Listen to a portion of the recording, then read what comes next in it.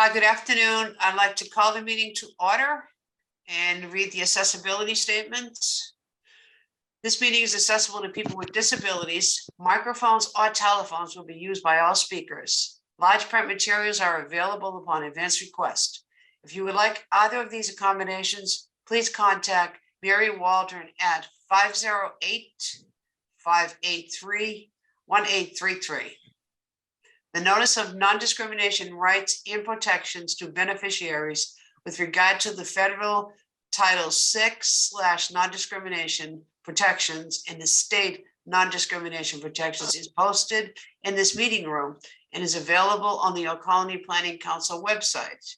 Please contact Mary Waldron at 508-583-1833 for more information. And thank you and welcome, everyone. I'd like to call the meeting to order. And introductions. So this would be the attendance part. Sean?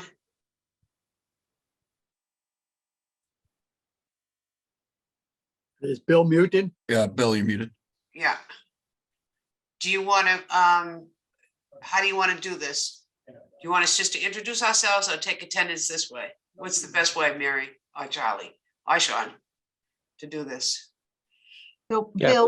Bill, just do a test of your microphone because it seems like it's not coming through. Just do a quick test. No. It's not coming through. Sean, why don't you just for the time being, and we can work on the audio just to run through. Okay, do the roll call. Yes. I think so. Yeah. Okay, Abington, John Stone. Alden. Avon, Bridgewater, Shane O'Brien, Town Planner. City of Brockton, Town of Duxbury, Town of East Bridgewater, Town of Easton, Greg Swan, DPW. Halifax, Hanover, Hanson, Kingston. Present. Let's see, Kingston. Town of Stoughton. West Bridgewater, Extra set of headsets too. Thanks. Yeah, I think Whitman, alternate Dan Salvucci. President Noreen O'Toole. MassDOT District 5. Barbara LaChance, District 5. Welcome. And MassDOT Office of Transportation Planning. Okay, and Brockton Area Transit. Hi there, Glenn Geiler, representing Brockton Area Transit. Oh, sorry, Michael. Hello. I was gonna do both of us. Thank you. Okay, and anybody else that would like to announce themselves?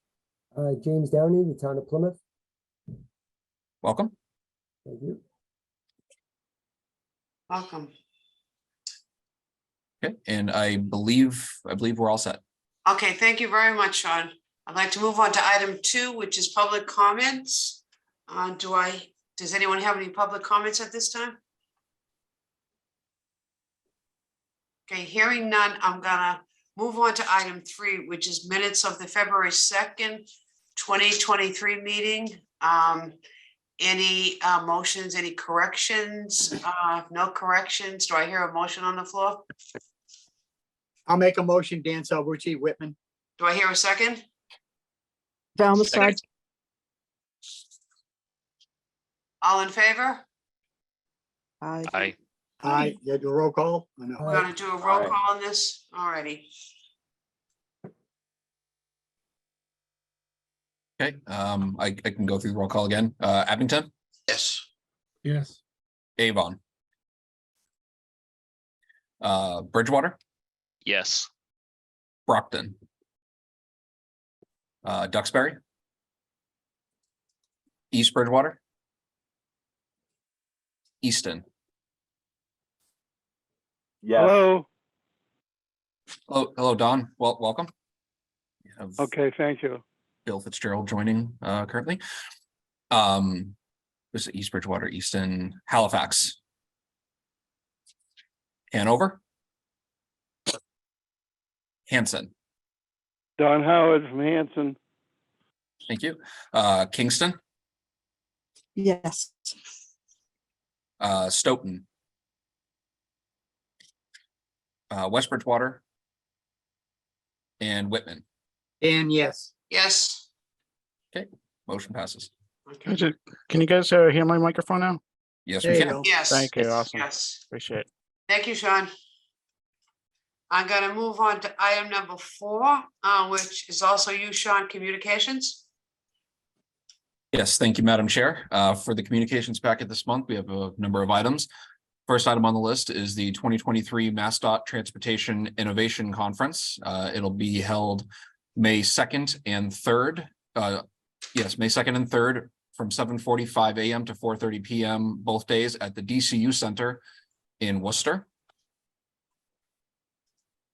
And to register for this event, you can click on this link in the staff report. The next item is the State Freight Plan Guidance and National Highway Freight Program Update webinar. You can join the U.S. Department of Transportation and Federal Highway Administration in the Office of the Secretary on March 7th, 2023 from 1 to 3 p.m. Eastern Time to learn about the recent Infrastructure Investment and Jobs Act. And for information on the guidance for these programs and committees, you can click on the links in the staff report. And if you have any questions, you can contact Tiffany Julian at her email address or phone number. And here is a flyer for the State Freight Plan Guidance and National Highway Freight Program Update webinar that I previously just spoke on. The next item is the Massachusetts Safe Routes to School Spring Webinar, New Tools for Schools. It'll be held April 26th from 10 to 11 a.m. And to register for the event, please click on the link for the staff report. The next item is the Massachusetts Bicycle and Pedestrian Advisory Board Save the Dates. The Massachusetts Bicycle and Pedestrian Advisory Board serves in an advisory role on advancing bicycle and pedestrian transportation for MassDOT and other state agencies. The remaining, the upcoming meetings for this year will be March 22nd, May 31st, July 26th, September 20th, and November 29th, all from 1 to 3 p.m. And to join the meetings, you can click on the link in the staff report. And for more information, you can contact Pete Sutton. He is the bicycle and pedestrian coordinator at his phone number or email address. And here's an here's a flyer on OCPC's Vision 2050, the future of transportation. It is an update of our every 4-year long-range transportation plan. OCPC will be hosting an informational webinar Tuesday, March 21st from 6 to 8 p.m. You can register by using your phone to scan the QR code on this flyer. And that is my report. Thank you, Sean. Any questions for Sean? Hearing none, I'm going to move forward. Number 5 is entitled Reports. The first one is the Brockton Area Transit Authority, which is Beth. Michael? Thank you, Chair. Ridership wise, as we always start, February was a down month, as it typically is, but that doesn't change the fact that our overall trend for the fiscal year is positive, and we're up to about 75% of where we were pre-quarantine, which is a new high and one that we are pleased to see. And we're hoping that that trend will continue as the weather warms up.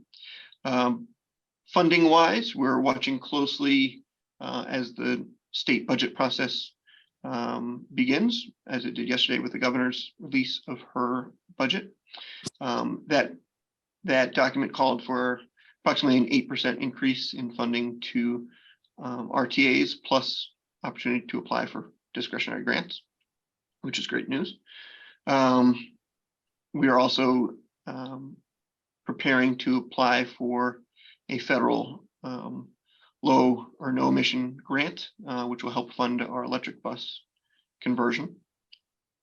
And then finally, operationally, we're working closely with Brockton Hospital and our other medical facilities to make sure that service meets changing demands based on the closing of Brockton Hospital. proper, they're opening up a new urgent care center just next to the hospital. So we'll be providing service to that as well as to their other satellite buildings and Good Samaritan as well, of course. I'm happy to take any questions.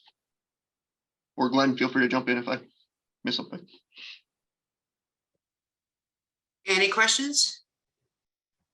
Thank you, Michael. I'm going to move on to item B, which is the Greater Attleboro Taunton Regional Transit Authority, GATRA. Is there someone representing GATRA? Sean, will you be doing that one? Yeah, I can fill in since it appears that Mary Ellen DeFrias is not in attendance. Okay. Looking at the news webpage on the GATRA website, going into effect March 6th, there will be 7 routes that'll be having service changes. 2 will be returning to full service. 1 will have time changes on the routes, and the remaining routes will just have adjustments to the scope of their routes. At the Attleboro train station, GATRA is hosting a COVID-19 vaccine clinic. It is held, or is being, the initial clinic was held February 6th, and the next vaccine clinic is Friday, March 10th from 10 a.m. to 2 p.m. And they will also be having an upcoming advisory board meeting as well. And that is the update that I have. Thank you, Sean. Any questions for Sean on GATRA? Hearing none. Item C, which is the South Coast Rail Project. That would be you again, Sean? Yes, Madam Chair, thank you. As everybody's familiar, the South Coast Rail will be restoring commuter rail service down to the cities of Taunton, Fall River, and New Bedford, extending from the existing Middleborough Lakeville commuter rail station. And in the last month, in February of 2020, some of the work that was conducted involved continued fencing installation in 8 communities along the secondary lines, daytime shoulder and lane closure on Route 140 southbound in Taunton for curb and sidewalk installation, daytime track and signal work in the town of Berkeley, daytime road work on Route 105 in Middleborough, and signal system installation and testing in 7 communities along the secondary and main lines. And if anybody is interested in signing up for the weekly updates for this project, you can click on the link in the staff report, enter your name and email address to receive the weekly updates. And that is my report. Thank you, Sean. Any questions for Sean on the South Coast Rail Project? Hearing none, I will move forward on to item 6, which is old business. The FFY 2023 to 2027, the Transportation Improvement Program TIP implementation. And is that you, Bill? Yes, ma'am. Thank you, Madam All Chair. right. So I just give you an update on the current status, the implementation of FFY 2023 to 2027 TIP. As you all know, we had a TIP amendment. We presented it to this committee 1 month ago, and then brought it to MPO on February 21st for their review and endorsement. Presented the public comments that were received during the public review and comment period, all positive, nothing really substantial. So that amendment was endorsed and is now part of the TIP. If you want to go forward, Sean. So again, just a refresher, these were the 4 projects that were added to the TIP. These were grants through the MassDOT's Community Transit Grant Program. And so these are just additional new projects that didn't change existing projects, didn't change the existing funding structure in the TIP. So it's all around good news. And we're grateful for these 4 grants from MassDOT. So just kind of an informational piece at this point. So in this current program year 2023, there have been a couple of cost increases. Stoughton Route 138 project that jumped from about it had been about 12 million and change. Now it's 16 million and change. So that was a cost increase that we were already aware of. That's going to need to be addressed in a future amendment. And more recently, there's been a cost increase on the other Stoughton project at Route 27 at Canton Street and Tosca Drive, and that also will be included in a future TIP amendment. So that at this point, that's just informational and for your purposes, but to know what's coming ahead. And with that's my update for the TIP. For the 2023 to 2027 TIP. If happy to answer any questions.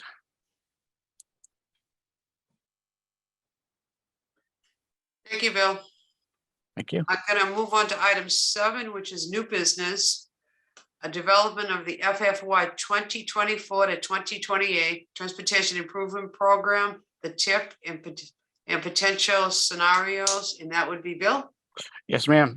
So thank you, Madam Chair. So this is so as you again as you're aware, we're currently developing the update of the TIP for federal fiscal year 2024 through 2028. We recently had our what's called TIP readiness days, where we look through the TIP. We look at the existing TIP and then look at potential projects to bring into that new horizon year 2028. So so right now we're developing scenarios that we will be presenting to the MPO and to MassDOT very soon, based on the results of the TIP readiness days. And the next few slides, I'll just quickly review what the findings from TIP readiness day was. So these are the projects. So Brockton, I'll just run through very quickly. Center Street at Cary and Lyman, that was programmed for 2024, still looking good for 2024. Brockton systemic countermeasures, citywide at intersections for safety, that had been 2024. It's now recommended for 2025. Stoughton corridor improvements. This would be phase 2 of the Route 138 project that I just spoke of in the previous one. The cost increase 2024, and that's still good for 2024 with phase 1, obviously this year. Route 123 at Plymouth Street. This was programmed for 2024, still looking good for 2024. Plimpton, the bridge replacement over the Winnetoxet River, 2024, still looking good for 2024. Brockton improvements at Crescent Street. I'm sorry, yeah, Crescent and Grove. This is programmed for 2025, still recommended for 2025. Next page. Easton, corridor improvements on Route 138. This was 2025 and still looking good for 2025. Duxbury, signal installation at the Route 3A at Route 3 ramps. It's 2026, still looking good for 2026. Abington intersection improvements at Hancock Street and Chestnut Street, 2026, still looking good. Hanson, the Route 14 corridor improvements, Mach 1 Street. This had been programmed for 2026. The first stage, this was advanced construction 2026 and 2027. Now recommending that this be pushed back to 2027 and 2028 based on some utility issues. Avon, intersection improvements, Route 28 Spring Street and Harrison Boulevard. That was 2026, still looking good for 2026. The Hanson one, again, so just as phase 1 was pushed out or recommending to be pushed out a year, phase 2 would be correspondingly 2028. Brockton intersection improvements at Crescent Street, Quincy Street, and Massasoit Boulevard. This had been programmed for 2027. The recommendation on this is to deprogram this and take it out of the 5-year element for now. This project's been hanging around for a while, and there's been very little movement on it. So that's the recommendation for that. Duxbury Bridge replacement, Powder Point Bridge over Duxbury Bay, advanced construction over 4 years, beginning in 2027, still looking good. And so those were the projects that were already in programming the TIP, and the next several are potentially new projects that have not been programmed. So Stoughton, the reconstruction of Turnpike Street, that is not programmed, and no funding source has been identified as of yet. So no recommended year as of yet. Easton intersection improvements, Route 138 and Turnpike Street, Route 138 at Purchase and Turnpike at Purchase. This is a potential 2028 project. Easton improvements on Foundry Street, Route 106 and Route 123. That's a potential 2028 project. Again, in Easton, reconstruction of routes 138, Route 123, between Belmont Street and Depot Street. This is a potential 2028. Hanover corridor improvements on Route 139 in the Hanover Town Center at Main Street, Center Street, and Silver Street. This is a potential 2028 project. Next page. Abington intersection improvements, Route 18 at Route 123. This is potentially 2028. Stoughton intersection improvements at Canton School and Summer, potentially 2028. Brockton intersection improvements 123 at Pearl Street, potentially 2028. Easton improvements on Quincy Street, potentially on Foundry Street, I should say, potentially 2028. Abington improvements on at Chestnut, on Randolph Street, at Chestnut Street and Richard Fitz Drive. This is potentially 2028. And finally, Brockton improvements on Forest Avenue, potentially 2028. I think that's it. Okay, thanks. So so right now, as I said, we're looking at potential scenarios. So the two projects that are recommended being removed, the Hanson and Brockton. So what I can say is, so we're developing scenarios where we do keep those and see what we can bring in with those caps, and we're also looking at scenarios where Hanson is moved out a year, and then the Route 27 at Massasoit project is pushed, at least removed from program for now. And of those, so you can see that the corresponding evaluation criteria score with each project. So I would say that Abington, the Route 139 at Chestnut Street, Stoughton, the Canton Street at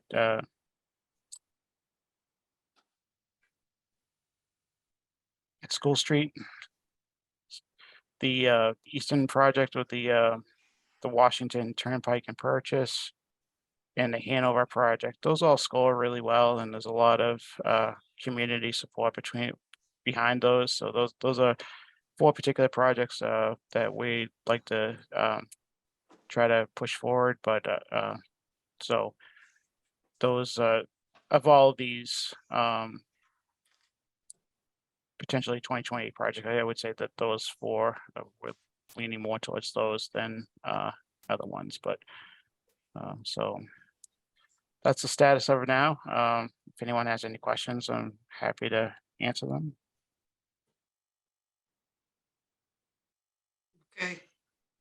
Hearing none, Bill, I'm gonna go on to item B, which is I'll call the MPO Measure of Effectiveness Report with a presentation and a summary.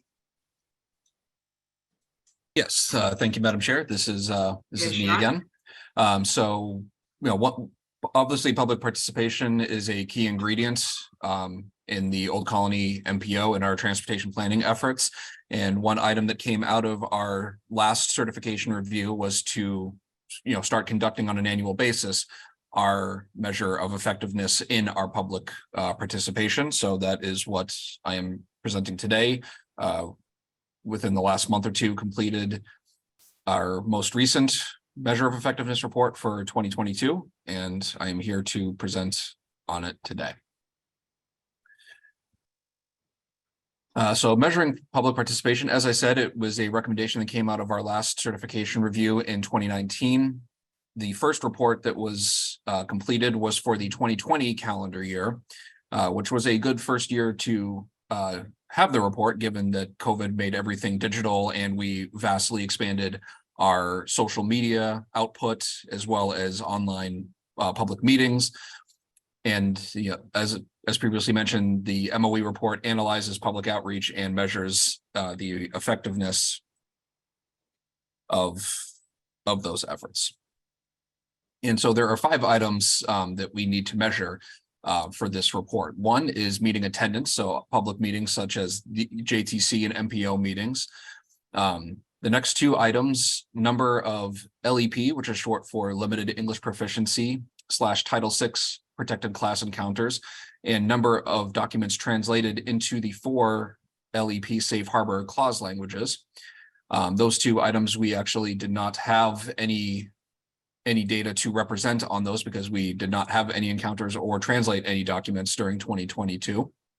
Then the next item is number of direct engagements with outside organizations. So that is items such as our monthly meetings. It includes our road safety audits that we've hosted virtually as well as in person.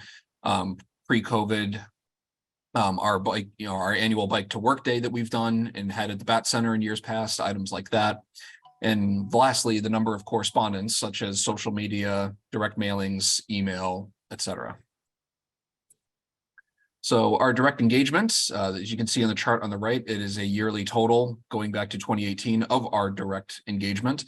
It includes items, as I said, such as our routine engagements, like our monthly MPO and JTC meetings, as well as our monthly council meetings. And it also includes other items such as our public outreach efforts for our long-range transportation plans. It includes other items such as our road safety audits, as I mentioned previously, our bike to work day, as well as our OCPC Bicycle and Pedestrian Advisory Committee meetings as well. And moving on to MPO meeting attendance, we had 9 MPO meetings last year in 2022, which was the same as the average yearly meetings over the prior 5 years. We had an average attendance of 24 people per meeting, which was the same as the average for the prior 5-year period.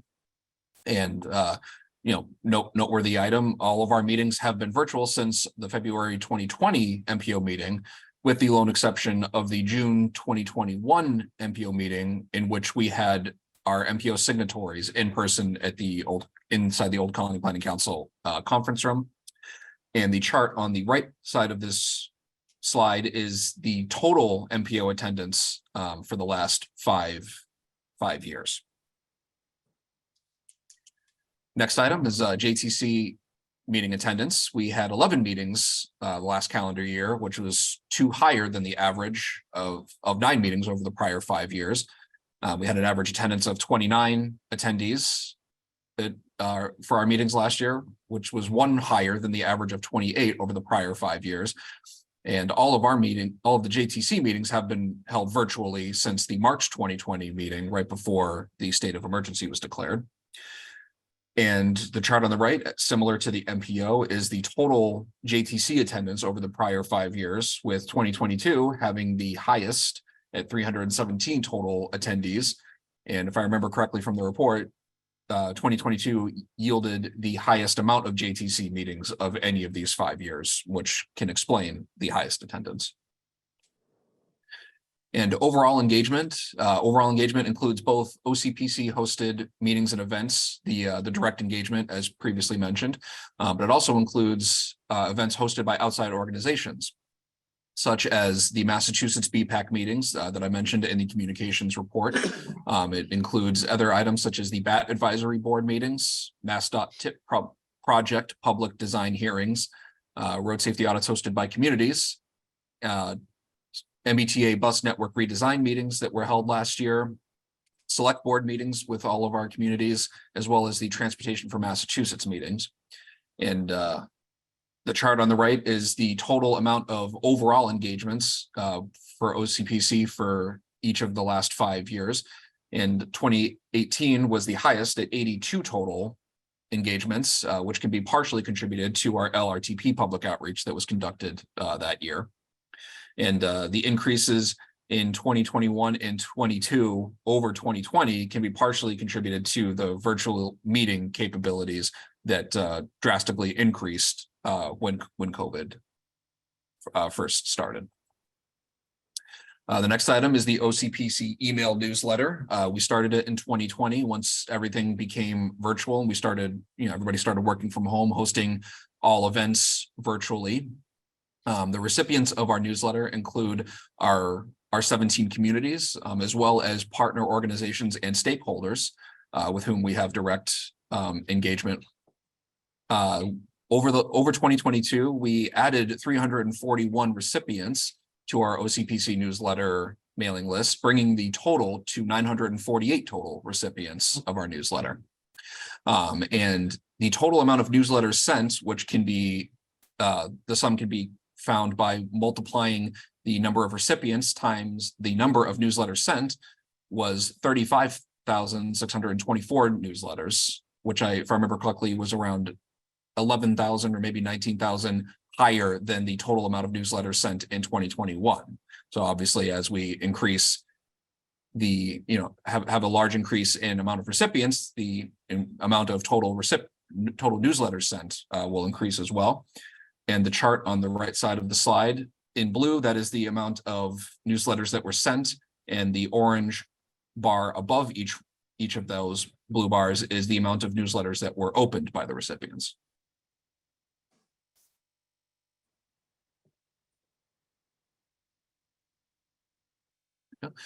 Moving on to our social media stats. So for Facebook, we had 127 posts with over 7,000 impressions, which is a combination of reactions, comments, and shares. Our Twitter account we had 70 tweets that were posted over 2022 with over 6,000 impressions, which can be attributed to views, likes, and retweets. And our YouTube channel, we had 77 videos that were posted with a total of 717 views from all of those videos. So in conclusion, the overall engagement increased, and with some of our overall engagements that we had with outside organizations, we had our first in-person engagement since 2020. As previously stated, the MPO and JTC attendance was higher in 22 than in 21. The total amount of newsletters sent had increased by over 16,000 over the prior year. So that answers the question from earlier. And as most of you probably know, OCPC now has a new website. It is now oldcolonyplanning.org. And one feature that we added last year to assist anybody who may need it is an accessibility toolbar in which you can adjust the website with items such as text size as well as visual contrast. And last year, we also created an online public comment submission portal. So with items such as the tip in the UPWP, when we send it out for a public review and comment period, as opposed to receiving a phone call or email or a letter in the mail, we created an online submission portal, which the idea was gathered from a public engagement webinar in which members from MPOs and DOTs from across the country attended and presented, and a few of them already had a online public comment portal in place, and we felt that it was a valuable tool to add to allow for an additional method. And with the draft 2023 to 2027 tip from last year, we actually had received our first online public comment through that portal. So we're hoping to continue, to have more comments provided in that portal and, have better utilization of that going forward. And that is my presentation. Does anybody have any questions for me?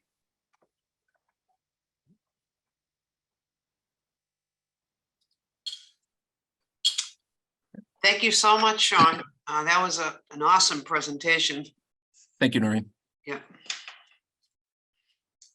Okay, I'm gonna move on to the next item, which is the Old Colony 2050 Long Range Transportation Plan and the development update. Thank you, Madam Chair. Oh, Yep. So my main update with this is what we were already talked about earlier. So in 3 weeks, we're going to have a public information webinar on the LRTP. So this will be the first time we're kind of presenting the preliminary findings or overview of the 2050 long range plan, and it'll be opportunity for attendees to engage directly with us and provide their input on what priorities are important to them. Looking forward to 2050 to transportation in the region. So we're looking forward to that. We're in the latter stages now of developing the draft. We've begun outreach to stakeholders. I know our vulnerable roadway users chapter, the Bike and Ped, we've reached out to MassDOT and Mass Bike to get their review on it. The demographics continue to be updated, so we're very close to having a final set of projected household population and employment numbers for the region through 2050. That's been a collaborative effort with the MPOs and RPAs of the state, along with MassDOT and UMass Donahue Institute, which has been the main ones generating these numbers. So that's the physical conditions assessment continues, and it's getting near completion, like looking at the current state of good repair, state of condition with the roadway and bridge network, and determining what will it take to bring that up to a state of good repair, meaning majority of excellent or good conditions across the board. So that's currently where we're at. The webinar in 3 weeks on the 21st. That'll be the first, but we'll be having a series of events throughout the spring. We're gonna looking to have a couple of in-person events as well as virtual. So that's my update. If anyone has any questions about this or anything about the LRTP, you can ask me now, or feel free to reach out to me offline through email or phone.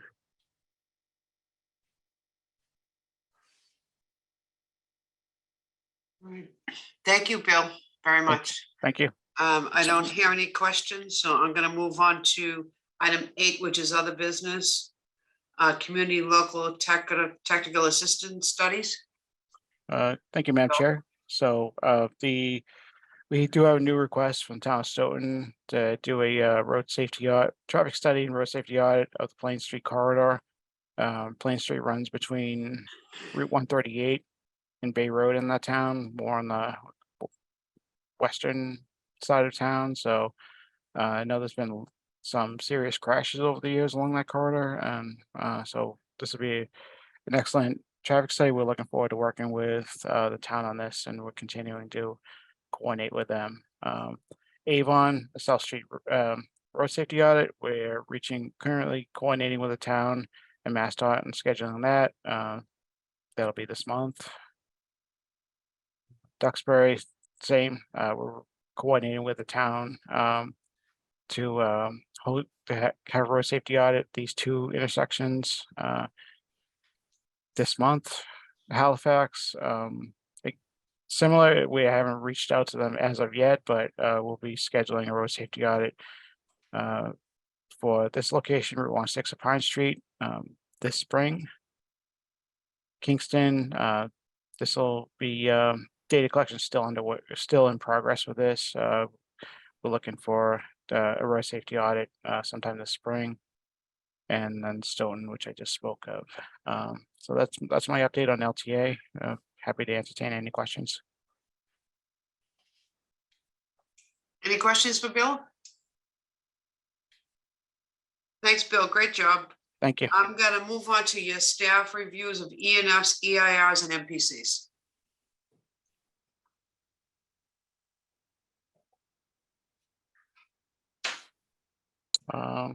Not sure who's doing this, but I'll cover it.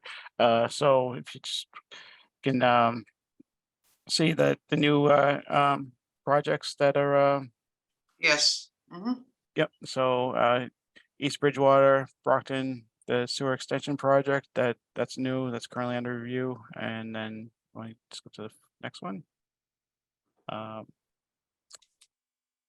The Brockton, the pond, L Street Pond Dam repair that's still continues to be under review. That was a rollover from the previous meeting. And then some certificates issued on the Lincoln Logistics Project in Middleborough, which abuts Bridgewater. The certificate states that this project does require the submission of an EIR. And that's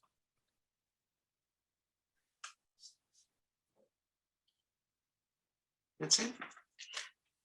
Any questions for Bill? Everyone's so quiet today. yeah. Thank you, Bill. Yeah, no problem. Item 8C is regional concerns and local community transportation issues. And I open that up to anyone who has a comment or a question. Well, I have a quick question, Sean. Earlier, you put up a posting. Was that for March 21st, that date? I thought I wrote it down. March 21st, 6 to 8. For the OCPC webinar? It's for the Yeah. long range plan.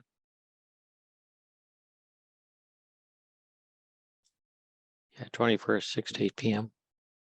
Okay, yeah. Here we Okay, go. there it is there. Okay, it was the 21st, 6 to 8 webinar. Okay, all righty. Yes, and if anybody would like a copy of this flyer, I did post it in the Zoom chat for you to view and download. Okay, webinar. Okay. Thank you so much. I had the date, but I wasn't sure if it was correct.